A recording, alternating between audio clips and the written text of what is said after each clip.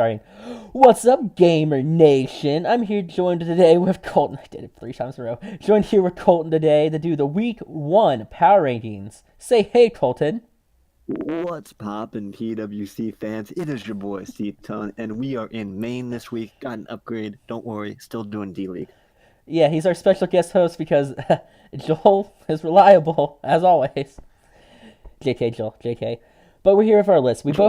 We both compiled 2 different lists, and then we combined them. As you can kind of tell already, our lists are almost the same exact thing, except on his list he didn't put himself, and on my list I didn't put myself because I don't know. I just don't like judging myself, and I feel like you might be the same. It's Yeah, weird. same. It's really awkward. I don't like saying I'm better than people or worse than people because I'm worse than nobody. But yeah, we compiled a list. We're gonna go from the bottom up and give like some brief thoughts on why we put them there and whatnot. And so I don't want to start this because at number 12 we have to start with our boy Sniper. Sniper this week he got 5-0'd. He had the biggest loss differential, but besides that there was just a lot of questionable plays. I feel like.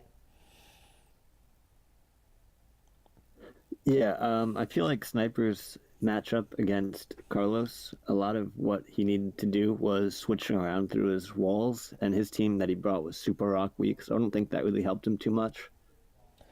Yeah, and like Togekiss went down really quick, and I knew once Togekiss went down, his team was not the best for ground types. And like there were some sets that he brought that could have been absolute fire. Like the Nidoqueen set was it was a really good set. Like counter, it would have been good, but it just kind of didn't pan out. And there was just some moves like he used that like I feel like there were some switches Carlos made that like he could have predicted pretty easily. Like Carlos made some safe plays. There was a lot of earthquake, as the chat was saying. Hey guys, you can't hit flying types with earthquakes. There was a lot of times where earthquake just missed on both sides of the battle, and just Yeah, I'm pretty sure he brought Choice Lock to Dragon Knight, and I feel like that wasn't the best call, especially when you're bringing Earthquake and Dragon coverage, or Ground and Dragon coverage, against a team with multiple flying types and Mimikyu to come in on those Dragon types. So a little bit of a downward start from there. yeah. And then I feel like he can bounce back though because he's a good battler. But just with it being week 1 and not being too many like who's the good players, who's the bad players, is getting 5-0 off week 1. That's enough to land you in the bottom spot in my opinion, no matter what usually. And but Yeah, actually, this week though, a common trend is everyone who lost, except I think Dave. If you lost, no, just Storm two. Basically, everyone who lost though in the bottom 4, they lost by 4 or 5-0. So this is basically just yeah, this week was pretty ugly. yeah. I can't wait to get mine. I'm gonna roast myself so hard. Okay, number 10 or number 11 and 10 on both our list, we got Shiny, aka Murmur, aka Jacob,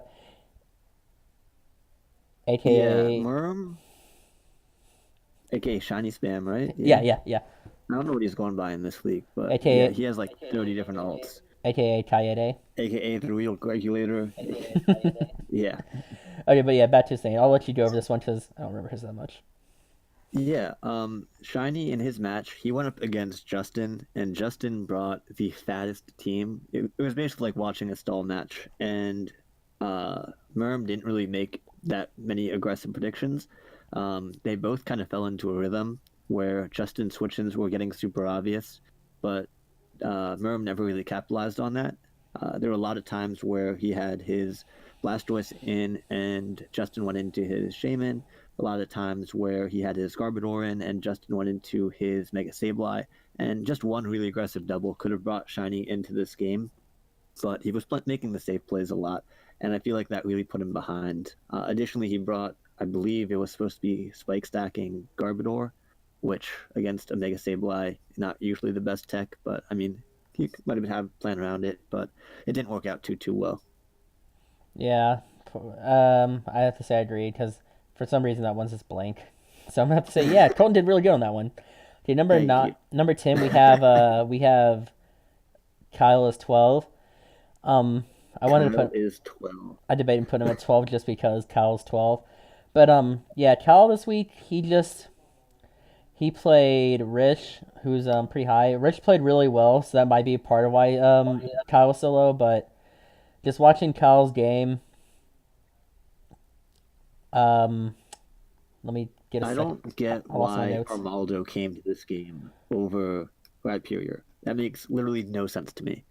Like, Armaldo is just the worst version of Rhyperior in this matchup against a Mega Charizard X. Like, come on, bring Rhyperior. That was one of my biggest issues with the prep. Um, in the game, I think he did a really good job keeping hazards off the field, but like, I don't know. I just felt like That just felt like a I game. just It wasn't as like Kyle did as bad. It was just felt like it felt like we were just kind of watching Rich like kind of coordinate how the game was going.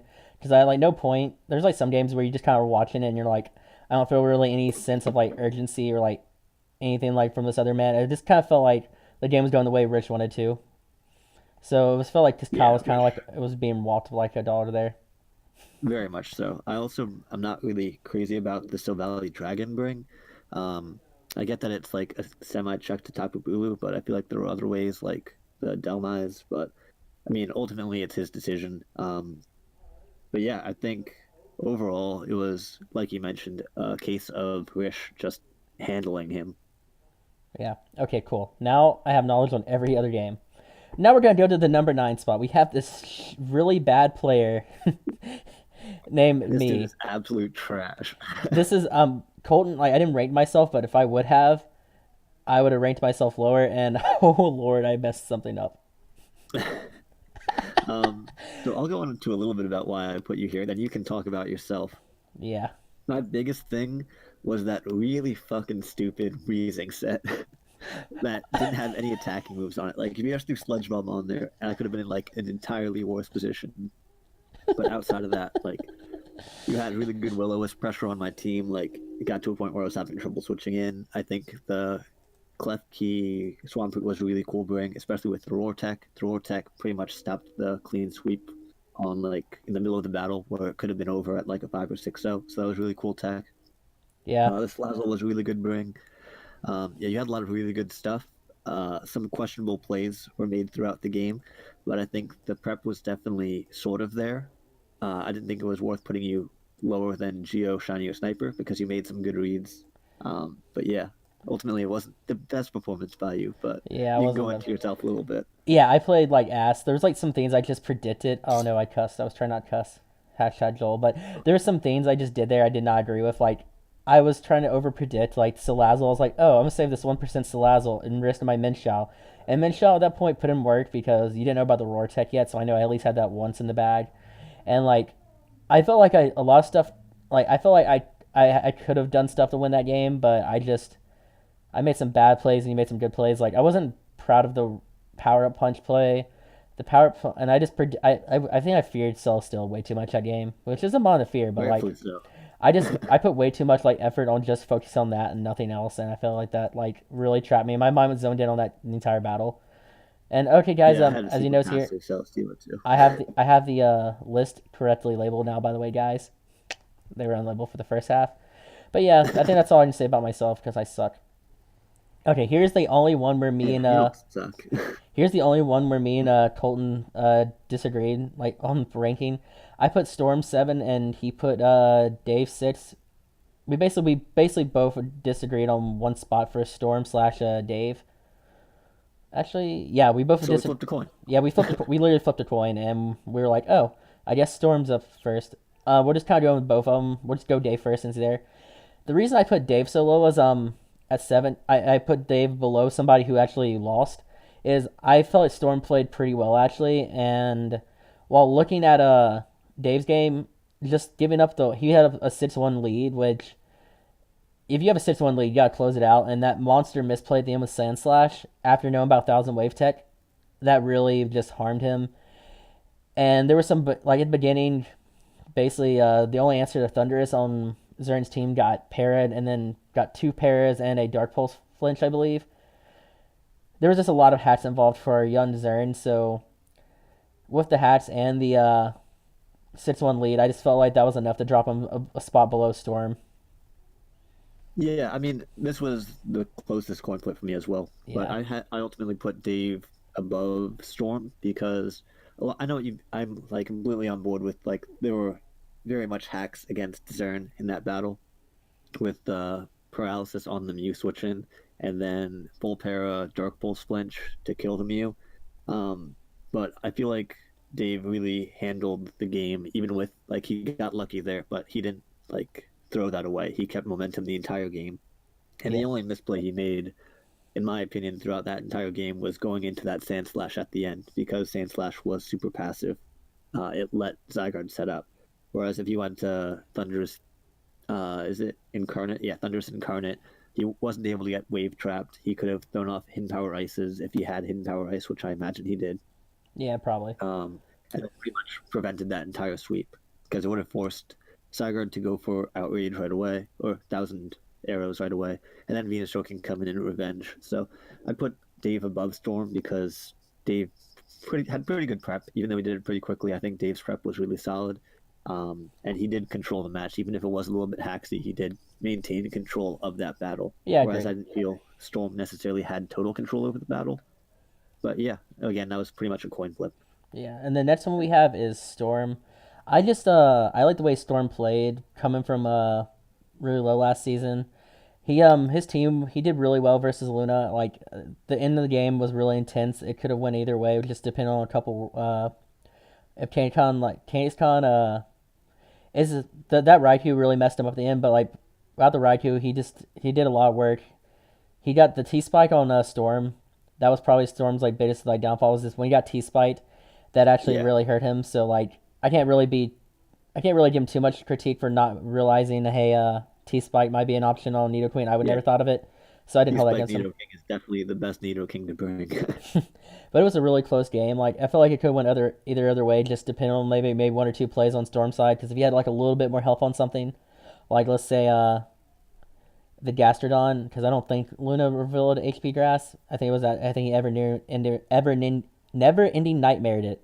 God. Yeah, he did not have hidden power grass. So yeah, if that like Gastrodon had a few more, a little bit more health, I feel like it could have cleaned it for him. But it was just a really close game. I just liked the way Storm played.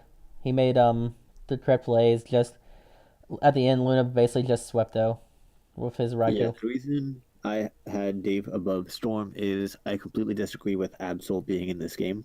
I think, like, I was helping Luna prep a little bit, and Crobat put absolute work in on Luna's team, and Crobat was just sitting on the bench, and Absol came in, died, and then was done. Like, he has a Conkeldurr that comes in on Absol literally all day long. Like, I really disagree with that prep. I also don't necessarily. I know Storm played pretty well, but I think Luna made some pretty dumb switches, which kind of helped Storm get such an early lead. But again, these two were really close. I think Storm played his Cresselia really well. He kept his Jolteon alive very well and kept pressure on with that. Um, and like you said, like it came down to pretty much a coin flip towards the end. Like it could have been anyone's battle. Yeah, like I'm rewatching it now, and did he have fake out? Let's see. Yeah, he didn't have a Yep. he earthquaked. If he would have faked out and maybe returned, he might have had it. Yeah, I think Luna also Braviary ended up dying towards the end, right? Yeah, Luna. Oh, he has Tatsu. That's a nice tech. Yeah. Luna was sub bulked up, I believe. So like it came down really close, but Luna It was able to pull up. was Bulk Up, Roost, Brave Bird, something else. It might have been Sub, I don't remember. Yeah, of all the losers, I feel like Storm, even though Dave only lost actually, I think Dave was probably closer. But like Dave and Storm were both like just tremendously close to actually winning their games. So that's why I put Storm so high. Yeah. But again, Luna's like last move was Default. it's not like something I would be like super like passionate argue about like putting Dave 7 and Storm 8. Yeah, And they both played pretty well. They both had a good chance of winning the game. They just ultimately made a few plays that cost them, which is why they're the top two in the losers section. Week one, it's tough to put losses over wins. So, like, that's the main reason that we put all the losses first. But yeah, that was number 7, I believe. yeah, now we have Zerny. Okay, we have Zern. We both all have Zern was both 6 on ours. Well, 10. Oh, mine is a little bit miscued just because like Colton's higher, but we both basically had Zern in the same place. I put Zern at the bottom of the winners just because it was a one like any switch out that Dave made and Zern lost about 5-0. If Dave, well, 6-0 Yeah. actually. He could have lost 6-0 if Dave just switched out one Well, it would have mon. been 6-0, actually. Yeah. He could have lost 6-0 if Dave would just switched out his Sand Slash. And I know he did get hats with his Mew at the beginning, but I'm going to rewatch it right now just before I talk out my butt. But I'm pretty sure he just switched in his Thunderous on or Skarmory on a Thunderbolt, and Yeah, like that Skarmory was was immediately gone. that was a questionable play because especially this may be just unfair since we know his team and he was like showing us what he was building, but he was a hazard stack team, so like I just know stacking your hazard stacker basically early on when your whole goal is the hazard stack is not the best idea. And he did kind of get screwed though on Yeah, I think he played on tilt for a couple turns. He started slowing his game down like as the battle went on because like I think he realized he was playing on tilt after Mew got hacked its way down. But um, yeah, like that play was really questionable. I know it was tough to switch into that Thunderous, but I feel like that wasn't the play. yeah, there's like a lot of other play. He just, I mean, there were some obvious switches on that like Dave could have made too that he didn't like really capitalize on. Like there was a turn where he was Mega Aldino and he stayed in to, on a Venusaur coming in where he could have wished or switched out, but he just dazzling gleamed instead. Yeah, But he did pulled off that probably the hypest I've ever been at the end with that. that was the fact that Dave went into that same slash allowed for that God Zygarde set to really shine. And like I don't want that to slip through the cracks because Zern did bring that back really impressively with the rest, thousand waves, thousand arrows, Dragon Dance set. Like So really good prep there, he but he brought it for just something just like that and he got it and it was phenomenal to watch. yeah, the fact that he brought back 6-1 to a 1-0 win is really impressive, and we don't want to like diminish that by putting him at sixth. But like it was tough to like see his play because he did get hacked so bad. He was talking about it in the chat then how he was relying on Mew to wall four of Dave's six mons. So like if you have that much reliance on Mew, you have to be prepared for like a backup because hacks do happen unfortunately. Especially when playing Dave. Yeah, especially when playing Dave. I know that all too well. Okay, and I'll let you do Luna since I'm gonna do you. All Kinky. right, so we put Luna at the coveted number five. I feel like Luna and I should probably switched because five love. But Luna, as we kind of talked about in the Storm match, had really good prep, but he made some really strange switches.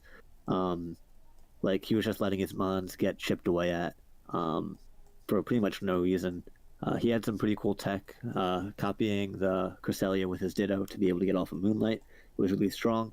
Um, he was Lumberry Ditto, which isn't necessarily the best set, but like being able to switch it on Sacred Fires, actually never mind because you're still copying the typing and can't get burned. Um, Maybe getting scalded from Gastrodon prevents you from getting burned. Um, but yeah, that was a little bit interesting on his end. I feel like the Rocky Helmet Braviary set was really, really strong. Um, because after one bulk up, it hard walled Mega Kang and then just kept cruising off whatever damage Mega Kang did. So that was really cool tech on his part. I just feel like he let a lot of his mons get chipped down too early, and this could have been a much more comfortable win on his end. Yeah, and like Some his answers to like Entei were Entei destroyed him that game. yeah, Like Entei was a um, Sacred Fire boom. yeah, he basically went into Kong, took 60, which isn't the switch in, and then hoped to get burned to get activate his Figgy Berry and Guts.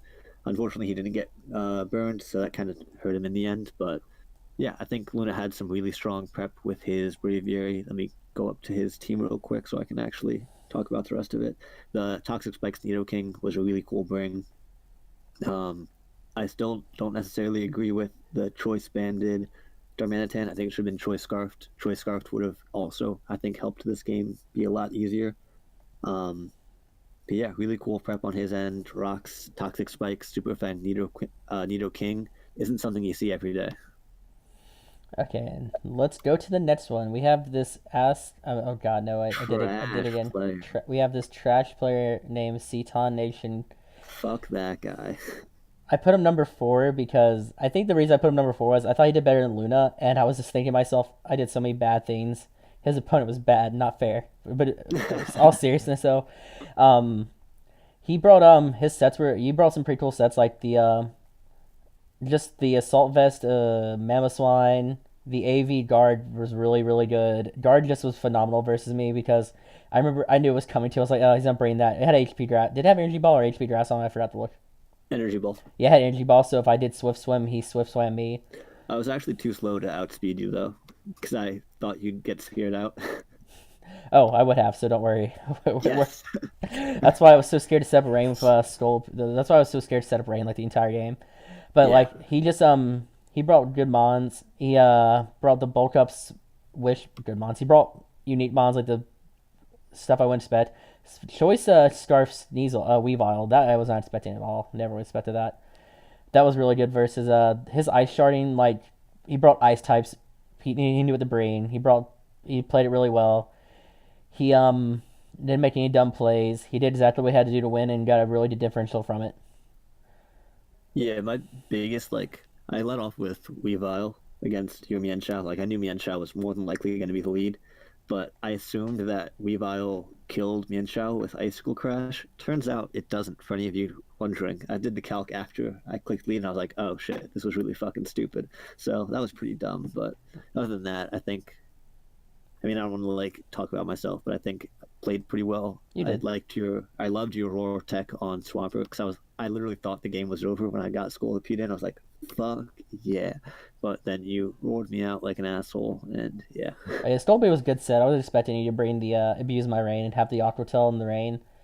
So I was like, he's probably gonna bring Z Rain Aquatel, and I was like, that's why I Thunder Waved instead of Rain Dancing because I was like, if I set up the Rain Dance for him, unless he gets parried, I lose. So I was Yeah. like, I don't want to do that, and I didn't. Sculpey put him worked. Okay, next three. Let's go to three. Three, we both had. Did I miss? Why does my O look weird? We have Carlos for number three. Um, Carlos, I felt like he played really well. Like he made the right doubles, he made the right switches, and he didn't really get hit by anything Sniper did. He poisoned the Togekiss. He poisoned the Togekiss, and he just basically played this around where he played it pretty safely, but also making some decent predictions and just easily getting that 5-0. Yeah, for me, top three was like super interchangeable. Any three of these can actually, I think Justin's probably clean number one, but Rush and Carlos were very floppable. I absolutely loved the Taunt Gliscor. Taunt Gliscor put in so much work against Sniper. I Oh, think that's it what it was. got Thank you. taunts off on Togekiss, stopping a Defogger Roost. Got a taunt off on Mega Scizor, I believe. Um, yeah, just a really strong set that put in a ton of work for Carlos. I think he brought in Mimikyu on expected dragon typing. Like he just made some really strong predictions that kept him in front of that match the entire time. And then having that rock pressure and forcing defensive switches really gave him a solid edge. Yeah, he missed. I have to say, I agree. I forgot. I was trying to remember what the Glystar was, and that was the thing. I remember Glystar was just the hypest thing. I was like, oh my god, that was cool. But yeah, Carlos is a good battler, so I expect good things from him this season. He's a good kid. Until it loses next week and goes down to 12. I mean, what? Yeah. Next we have Rich. I kind of went over my reasoning for Rich early on, but just watching that game, Rich basically just controlled it. I feel like out of all the games, besides Justin's, that was the one I was just watching, and like from like turn five, I was just kind of like, I know where this is going. Like Yeah. I'd rather know the result. I was just kind of like, Rich seems to have good control of this, and Rich is a phenomenal player, so it's not a bad thing for Kyle to get destroyed again. The only play that I completely disagree with is Kyle had Armaldo in at one point, and Trish went hard into Starmie. Like, that was not the smartest play, buddy, because obviously it gets bug typing, and the knockoff was super, super obvious. Starmie ended up taking like 80 something, and then it ended up having to be a sack after that. I mean, obviously took out the Armaldo, but yeah, you don't need to take that kind of damage. You had Diancie, which, by the way, I have never seen a standard Diancie played that well. Oh yeah, I was about to Like, say that. That Diancie, I'm rewatching the replay now on my phone. The Diancie, I was like, oh yeah, like that Diancie like stayed at full. yep. The rest tech was really, really strong. Even in grassy terrain, the Diancie was a roll to get to it KO'd by Victini's Energy Ball. And, like, that's a hard counter because obviously a Diamond Storm is sending Victini into another dimension. Um, yeah, other stuff from his game. He could have kept it at 5-0, I believe it was, because I think it ended 4-0, right? Yeah, in 4-0. He could have kept it at a 5-0 if he roosted with his Charizard. So minor misplay there. I'm not taking too many points off because he still very handedly won that game. Rocky Helmet. Mandibuzz standard against Lopunny, but if it's not broke, why fix it? And I really liked his play of Diggersby too. Diggersby just came in and did like massive damage constantly. Even with the grassy terrain being on his side of the field, he just did monster. Like, let's Yeah, see, like -1 to this Almardo. Let's go and see how I much think it did damage this like does. 32. It did 21. Okay, I thought I did more, but 21. it It's was still like, more though. yeah, Overall, though, that's another reason I thought Rhyperior was definitely the better bring because it. I mean, I guess Ormeldo is kind of a better Diggersby check, but like Rhyperior is still a lot fatter, and then it also gives you access to the Solid Rock Dual Dance set, where you can get up the Weakness Policy and then Rock Polish, and then he could have put in a ton of work against his team, but oh well. oh yeah, it did massive damage to him. Then we have our number one unanimous between all two of us, Justin. Justin, I just that Medral Sableye like Medras Carlos. I hope you watch that game. That is why Medral Sableye is not tier 2. Oh god. Yeah, Mega Sableye just sat there. Well, it didn't just sit there, but like it came in 8 hits. It was such a good pivot. Um, and then he plays his Shaman Arcanine core so freaking well, like Yeah, unbelievable. he redrafted that and like it just seemed like nothing on his team was getting like even damaged, and while he was just chipping down slowly. He brought some cool tech. I believe he brought Rot Tomb on his Sableye, right? Yes, he did. That He was did that in order to make sure he continues to or to get speed drops on or not Arcanine, Mega Aerodactyls coming in. There was something else that he wanted to catch. Volcarona, so Volcarona can't set up on it. Some really cool stuff from Justin. It also prevents or allows him to revenge Volcarona very easily. So that was really cool. like that Um, like that was Sableye's good mon, but I felt like that was like they made Sableye seem like a bannable mon. Like not really, yeah. but like he just played that Sableye so well. Additionally, like he doesn't even have like the traditional Sableye team. Like usually Sableye is drafted to like a super stally team. He played this team pretty stally, not gonna lie. But like if your opponent isn't adjusting to your play style, why wouldn't you? And that's why there's such a stark difference between uh, Shiny and Justin in this power ranking because Justin just took advantage of him and kept whittling down, and then eventually it was just too much. Lando I comes in late game and just beats everything down. To give a good metaphor for this game, Justin was the Lando Eye and Shiny was the Primarina. I think Shiny is going to need to pull some of his players off the bench in this next game. Go to the bullpen, if you will.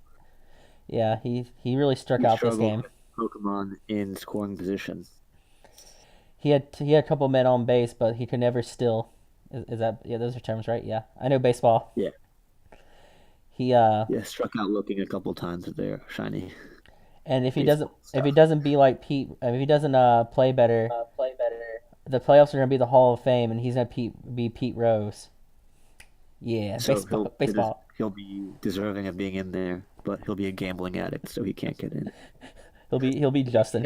He'll get him from powers that are not in his control. Yep. Okay, with our last minute shade, that will be the end of the video. Thanks for coming out, guys, and have a great day. Oh, I never hit record. Are you kidding me? Yeah, I am. Okay, see you later, guys.